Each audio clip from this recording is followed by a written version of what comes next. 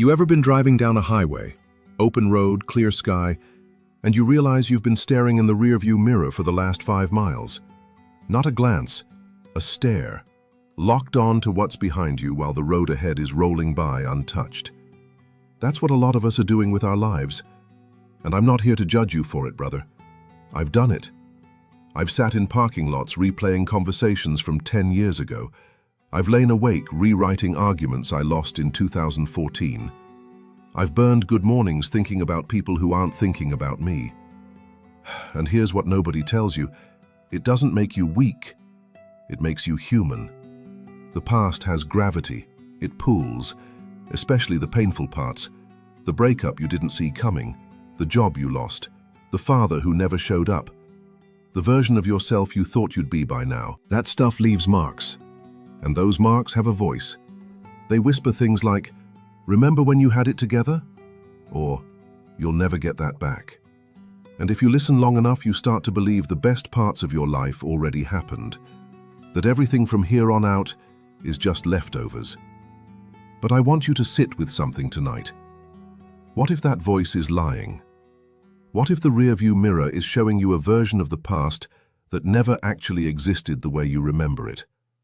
What if you've been mourning a ghost? This series is about learning to turn your eyes forward, not by pretending the past doesn't exist, but by refusing to let it drive the car. We're going to talk about why the mind clings, what it costs you, and how to loosen that grip, one finger at a time. If you're looking for solid ground, a place where men talk straight without the nonsense, subscribe and walk with us. This is just the beginning. Here's something that'll bother you once you hear it. Your memory is not a camera. It's a painter, and that painter has a bias. When you think back on your old relationship, your brain isn't pulling up raw footage. It's pulling up a highlight reel, color-corrected, with a soundtrack. The fights get trimmed, the loneliness gets cropped out, and what's left is this golden thing that feels more vivid, more alive than anything happening in your kitchen right now. Psychologists call it rosy retrospection. Your mind smooths out the rough edges of the past and makes it shine.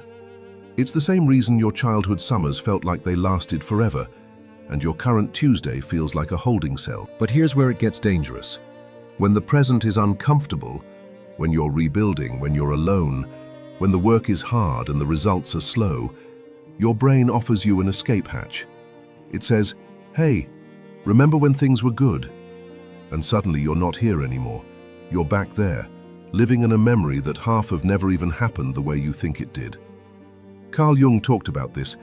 He said we don't see the world as it is, we see it through the lens of our unconscious. And the unconscious loves patterns. It loves familiar grooves.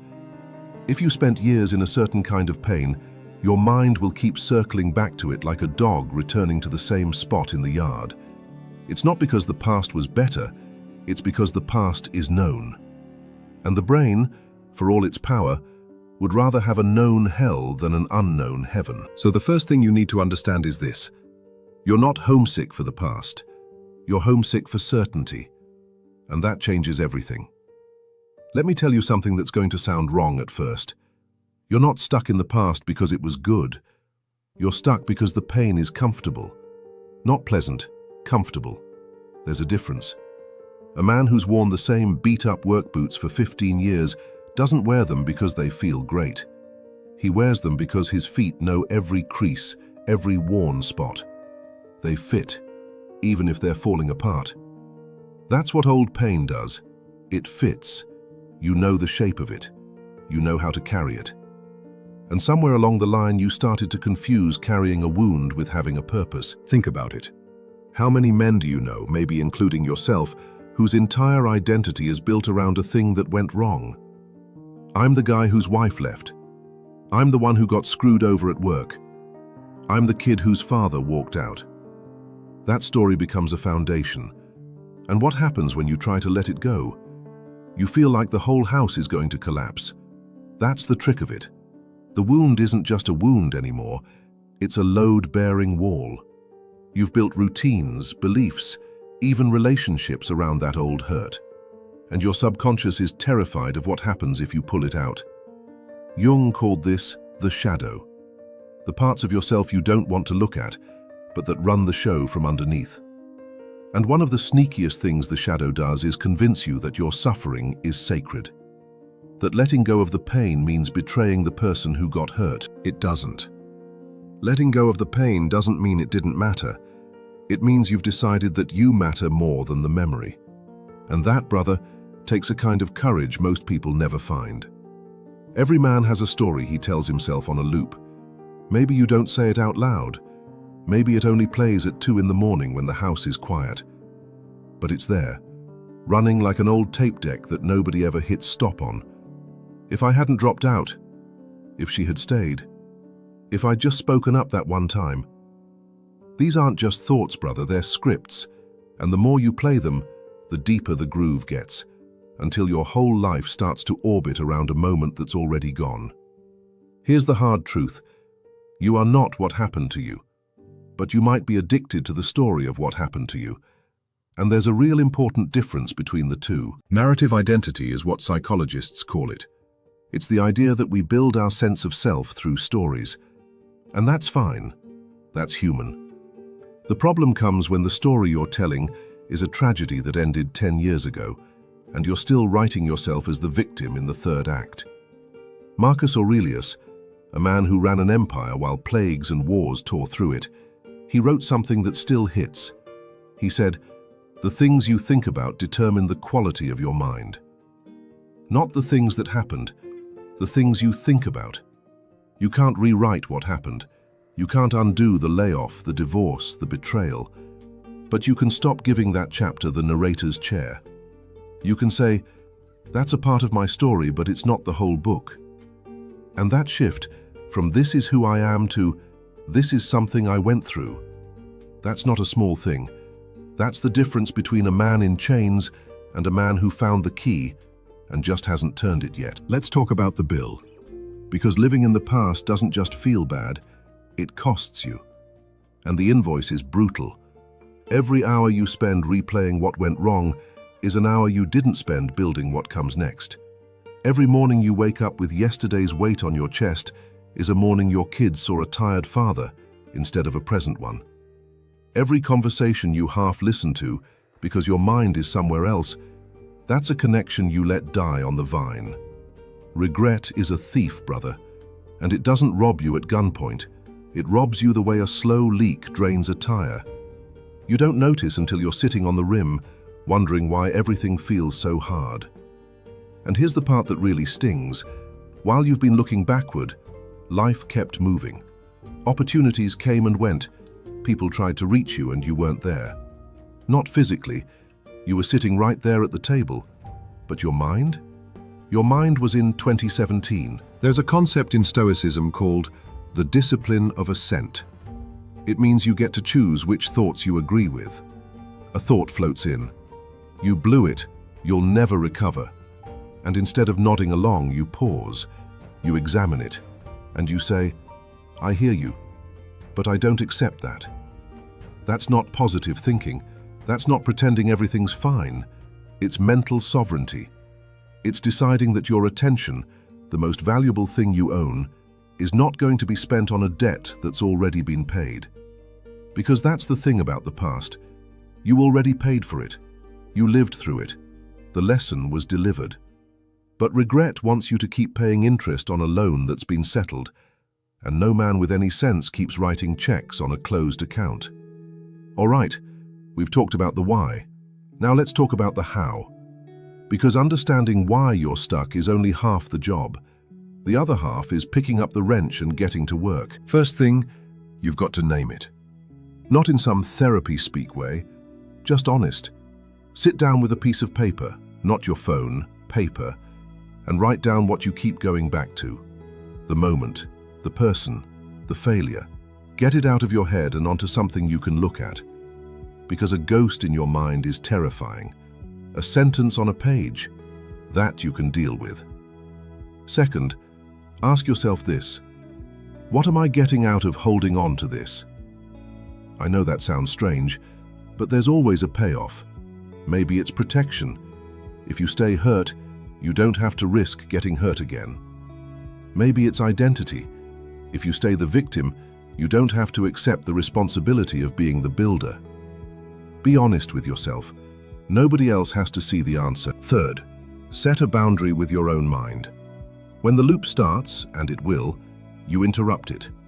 Not with force, with redirection. Epictetus said, "It's not things that upset us, but our judgments about things." So when the tape starts playing, you say, "That's an old judgment. I'm making a new one." And fourth, you fill the space. The past floods in when the present is empty, so build something, a routine, a project, a morning that belongs to you. Doesn't have to be grand. A man who wakes up and makes his coffee, reads 10 pages, and moves his body before the world gets loud, that man has an anchor in the now. And a man anchored in the now doesn't drift backward. This isn't overnight work, it's daily work. And that's what makes it real. Here's something most people miss when they talk about letting go of the past. You can't just drop something, you have to replace it. A man who stops drinking but doesn't fill that space with something meaningful, he's white-knuckling it until he breaks. Same thing with the past. You can't just stop looking in the rear view. You've got to build a windshield worth looking through. That means vision. And I don't mean some motivational poster on a wall. I mean a real, honest picture of who you want to become. Not who you were. Not who someone else told you to be. Who you, right now, stripped of the old story, would choose to become if nobody was watching. Jung called it individuation, the process of becoming your true self. Not the mask you wear at work, not the role you play to keep the peace. The real you. The one that got buried under expectations, failures, and other people's opinions. Start small. What does a good Tuesday look like for the man you want to be? Not a perfect life, a good Tuesday. Maybe he's up before the sun. Maybe he's got a skill he's working on. Maybe he looks his kid in the eye at dinner instead of staring at a screen. It's not glamorous, but it's real. And real is the only currency that doesn't depreciate. Write it down. I mean it. There is power in putting ink to paper and saying, "This is where I'm headed." Not because writing makes it magic, but because it makes it specific. And the mind can't build towards something vague. You've spent years staring at a detailed picture of the past. It's time to give the future the same resolution. Sketch it, refine it, and then wake up tomorrow and take one step in that direction. Just one. That's enough for now. We need to have a talk that most men avoid, and it's about forgiveness. Not the Hallmark card version, the real, gritty, dirt under the fingernails kind. Because if you're living in the rear view, chances are there's someone back there you haven't forgiven. Could be an ex who broke you, a parent who failed you, a friend who betrayed you, or, and this is the one that really gets men stuck, yourself. Let me be straight. Forgiveness is not saying what happened was okay. It is not inviting that person back to your table. It is not weakness. Forgiveness is putting down a bag of rocks you've been carrying across a desert and realizing nobody asked you to carry it. You picked it up, and you can set it down. Marcus Aurelius wrote that holding anger towards someone is like drinking poison and expecting the other person to get sick. You already know this. You've felt it. That tightness in your chest when the name comes up. That heat behind your eyes when the memory surfaces. That's not justice. That's a prison you built yourself. But here's the harder side. Forgiving yourself. A lot of men I talk to aren't haunted by what was done to them. They're haunted by what they did. Or didn't do. The moment they froze. The promise they broke. The person they let walk away. And they punish themselves daily, thinking that self-punishment is the same as accountability. It's not. Accountability says, I did that. I learned from it. I'm building differently now. Self-punishment says, I did that. I deserve to suffer forever. One is a foundation, the other is a grave. You don't owe the past your future. Forgive what needs forgiving. Not for them, for you. And then get back to building, because a man buried in guilt isn't humble. He's just unavailable for the people who need him now. There's an old Japanese practice called kintsugi. When a bowl breaks, They don't throw it away. They repair it with gold. The cracks become part of the design. The bowl isn't ruined. It's more valuable. It tells a story. That's what your past is supposed to become. Not a chain around your ankle, not a cloud over your head. A scar that proves you survived, lined with the gold of what you learned. Every man carries damage, every single one. The ones who look like they've got it all together, they've just learned how to walk with the weight differently. They didn't erase the past. They integrated it. They took the broken pieces and said, "This is part of me, but it doesn't define me." That's what Jung meant when he talked about integrating the shadow. You don't kill the dark parts. You don't pretend they're not there. You face them. You understand them. And then you put them to work. The anger that used to destroy you becomes fuel. The grief that used to paralyze you becomes depth. The failure that used to shame you becomes wisdom you can hand to someone else. There's a man out there right now who's going through what you went through 5 years ago. And the thing that qualifies you to help him isn't a degree or a title. It's the scar. It's the fact that you walked through the fire and came out the other side with something to say. Your past is not wasted time, brother, not if you use it. A man who can look at his worst chapter and say, "That taught me something I couldn't have learned any other way." That man isn't broken. He's seasoned. And there's a world of difference between a man who's been sheltered and a man who's been tested. Wear the scars, but take off the shackles. So here we are, 10 blocks in, and if you've made it this far, I want to say something directly to you. I'm proud of you for listening. Not because I said anything brilliant, but because you chose to sit with hard things instead of scrolling past them. That takes more than most people realize. Let me leave you with this. The road ahead of you is not perfect. It's going to have potholes, detours, and stretches where you can't see past the next curve. That's not a flaw in the plan. That's the plan. Life was never supposed to be a straight highway. It's a winding back road with views you didn't expect and stops you never planned for. But here's the beautiful part. Your hands are on the wheel. Not your ex's, not your father's, not the version of you that existed 10 years ago. You, right now, this version, the one who's been through it and is still here, still breathing, still searching for something better. Seneca said, "It is not that we have a short time to live, but that we waste a great deal of it." Every minute you spend living in the rear view is a minute stolen from the open road ahead. And brother, you've been robbed enough. So turn your eyes forward. Not with denial, not with forced optimism, with the quiet, steady decision that your next chapter will not be written by your last one. That's not hope, that's a choice, and it's the most powerful one a man can make. If this series hit home, if even one part made you sit up a little straighter, I'd appreciate it if you left a thought in the comments. Tell me where you are in the journey, and if you haven't yet, subscribe. Not for me, for the man you're becoming. He's going to need this place. The road's open. Let's drive.